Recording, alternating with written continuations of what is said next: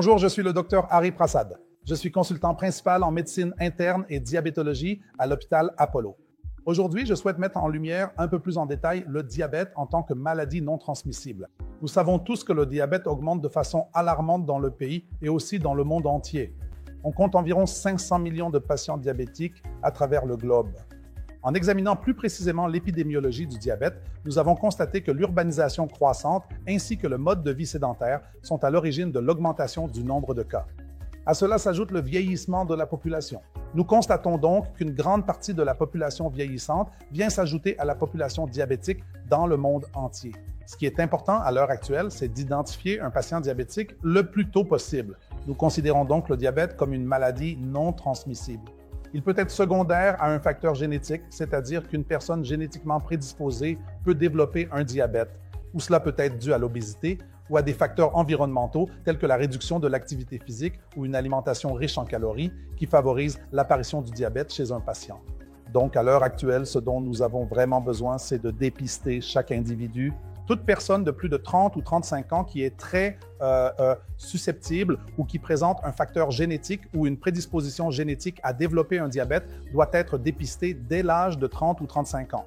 À partir de là, le dépistage doit être effectué chaque année ou tous les 2 ans. Et puis, toute personne obèse, toute personne ayant des antécédents familiaux de diabète ou un diabète gestationnel, une femme ayant eu un diabète pendant la grossesse, ce qu'on appelle le diabète gestationnel, doit également être dépistée au fil des années, au-delà de l'âge de 30 à 35 ans. Ainsi, ce dépistage précoce du diabète permet d'identifier les personnes à haut risque avant qu'elles ne deviennent diabétiques. Donc, une fois que vous les dépistez assez tôt, si vous les identifiez à un stade prédiabétique précoce, vous pouvez encore les encourager à adopter des modifications agressives du mode de vie, que ce soit au niveau de l'alimentation, de l'activité physique ou de la perte de poids, ce qui pourrait permettre aux patients de rester à l'état prédiabétique ou même de les amener à une phase de rémission du diabète où ils resteraient non diabétiques sans avoir besoin de médicaments ni risquer l'apparition de complications. Toutes ces choses pourraient être évitées.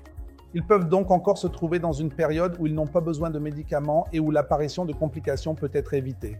C'est donc le rôle ou la sensibilisation qui doit être faite auprès du public ainsi que des personnes à haut risque, notamment la population âgée, afin qu'ils puissent être dépistés tôt et prévenir l'apparition du diabète. Et même s'ils sont diagnostiqués diabétiques ou diabétiques non détectés, nous les traitons tôt. Pourquoi faut-il les traiter tôt? Vous prévenez l'apparition des complications. Le diabète n'est pas un chiffre. Nous ne traitons pas des chiffres ici. Nous essayons de prévenir l'apparition des complications. Cela peut être une petite complication comme une complication microvasculaire telle que la neuropathie diabétique, la néphropathie ou la rétinopathie liée aux yeux, ou bien des complications majeures comme une maladie cardiaque athéroscléreuse ou un accident vasculaire cérébral, ou encore quelque chose lié au pied appelé maladie vasculaire périphérique. Alors, pourquoi est-ce si important en termes de sensibilisation ou au niveau mondial de prévenir l'apparition des complications? Premièrement, cela va représenter un énorme fardeau financier et sanitaire, non seulement pour l'individu, mais aussi pour la famille, pour l'État, pour le pays et même à l'échelle mondiale. Cela va réduire le nombre d'individus actifs disponibles. Si quelqu'un est diagnostiqué avec un diabète et des complications, cela va réduire la réserve ou la qualité de vie de cette personne, diminuant ainsi la production et la productivité d'un jeune individu.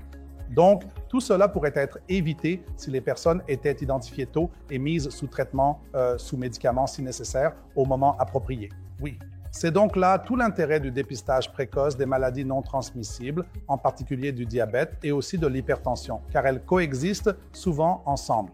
Donc, si on peut les identifier le plus tôt possible, on prévient l'apparition des complications et on aide la personne à mener une vie saine tout en s'assurant que l'apparition des complications puisse également être évitée.